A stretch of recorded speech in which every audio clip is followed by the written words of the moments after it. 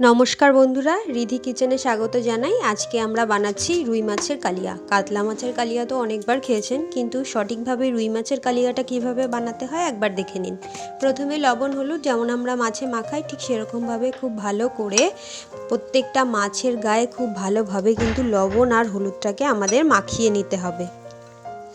এখানে আমার মাখানোটা হয়ে গেছে। এবার আমি একটা কড়াই বসিয়ে দেব আর তারপর কড়াইটাকে একটু খুব ভালো করে গরম করে নেব। দেখুন এখানে আমার কড়াই গরম হয়ে গেছে। এবার দিয়ে দিচ্ছি আমি প্রায় 50 মিলি মতো সর্ষের তেল।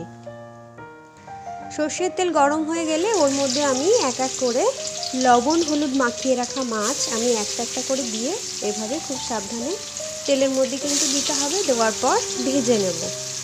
উল্টে পাল্টে খুব ভালো করে লাল করে কিন্তু আমাদের ভেজে নিতে হবে মাছটা। তো যারা নতুন বন্ধু প্লিজ সাবস্ক্রাইব করে একটু সঙ্গে থাকবেন আর ভিডিওটা পুরোপুরি দেখার জন্য অনুরোধ করলাম। সঠিকভাবে কিভাবে আমরা রুই মাছ দিয়ে রুই মাছের কালিয়া রান্না করব একবার একটু দেখে নিন। তাহলে এবার মাছগুলো আমার ভাজা হয়ে গেছে।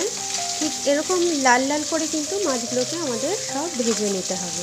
খুব বেশি যেন পুড়ে না যায়, আবার যেন কাঁচা না থেকে যায়। তো এভাবেই কিন্তু আমরা উল্টে পাল্টে একটু ভেজে নিচ্ছি।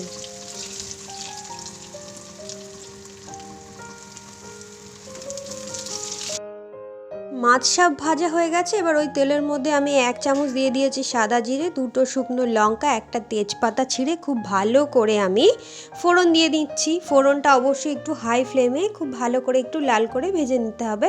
এবার গ্যাসের ফ্লেমটাকে একটু কমিয়ে দিয়ে একটা মিডিয়াম সাইজের পেঁয়াজ খুব মিহি করে কুচিয়ে আমি এর মধ্যে দিয়ে দিয়েছি। আপনারা যদি চান পেঁয়াজের পেস্টটাও দিতে পারেন, সেক্ষেত্রেও টেস্টটা একই রকমই থাকবে।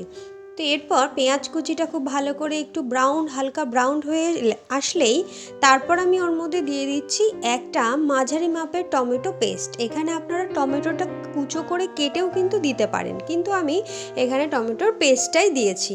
তো টমেটো পেস্ট যদি এভাবে আমরা পেঁয়াজের পরেই দিই তাহলে কিন্তু মাছের কালারটা অসাধারণ আসবে, সেটা আপনারা দেখতেই পাবেন।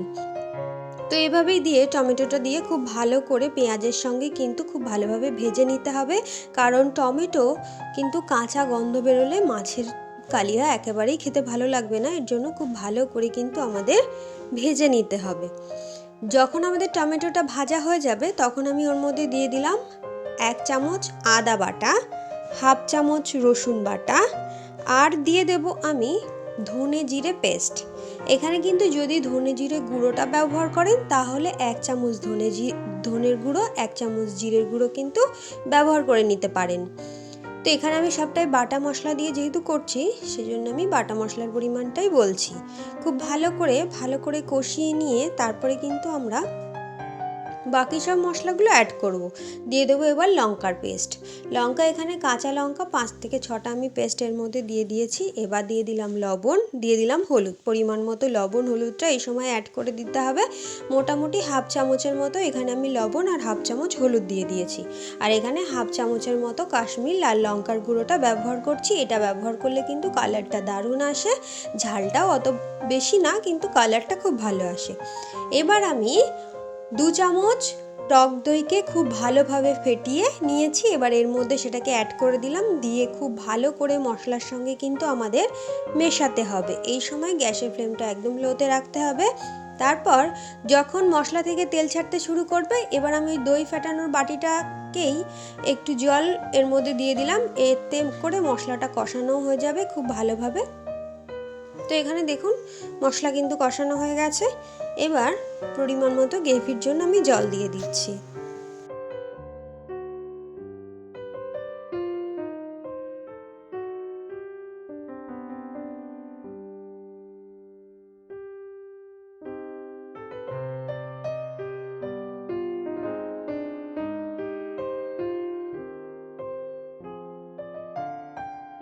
জলটা অ্যাড করে দেওয়ার পর যখন আমাদের এই গ্রেভিটা ফুটতে শুরু করবে তখন এর মধ্যে আমরা ভেজে রাখা মাছগুলোকে সব এক এক করে অ্যাড করে দেবো।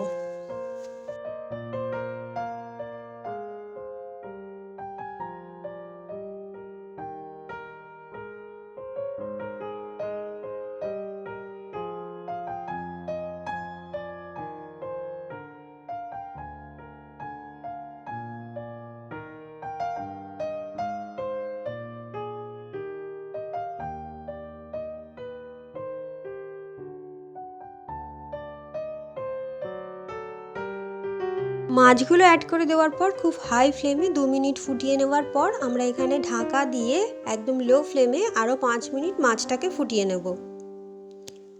5 মিনিট পর দেখুন আমার কিন্তু মাছের কালিয়া একদম রেডি। উপর থেকে আমি একটু গরম মশলার গুঁড়ো ছড়িয়ে দিলাম।